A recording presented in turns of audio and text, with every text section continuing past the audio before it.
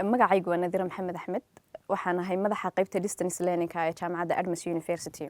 Distance learning waa hab loogu talagalay inuu qofku ku wato waxbarashadiisii heerka sare isagoo looga baahnayn inuu soo xaadiro kambaskii jaamacadda inuu yimaado galaasiskiisii maalinlaha. Distance learning waxay kuu fududeynaysaa inaad wadato waxbarashadaadii adigoo gurigaagii jooga, adigoo goobtaadii shaqada jooga. Haddaa tahay hooyo ciyaal oo aan awoodin in ciyaalkeedii ka baxdo oo ay jaamacaddii galaasyadii qabato, amba aad tahay aabba shaqeeya oo si full time u shaqeeya, amba aad tahay qof kale oo kamid ah dadka sida maalinlaha u shaqeeya ee waqti aan u helin inay ku sii wataan waxbarashadoodii heerka sare ay caqabad kaga noqotay tii waqtigu. Distance learning waxay kuu sahlaysaa inaad goobtaada shaqada, gurigaaga iyo meel kastoo aad ku sugan tahay inaad ku heli karayso waxbarashadaadii.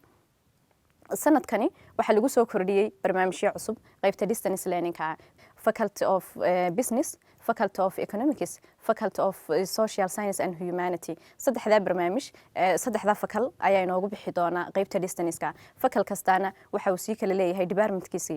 guud ahaan waa 12 barnaamijyada ku bixi doona sanadkani distance learning-ka. mar labaad iyo mar saddexaad waxaan kugu soo dhaweynayaa qaybta distance learning-ka. Adams University waxay u taagan tahay in ay ka jawaabto baahi kasta oo bulshadeedu ay ku sugan tahay. Waxay ku diyaarisay hab kasta oo ay kugu soo gaarsiin karayso waxbarashadii heerka sare si ay kaaga xaqibtirto. Soo dhawow mar labaad iyo mar saddexaadba.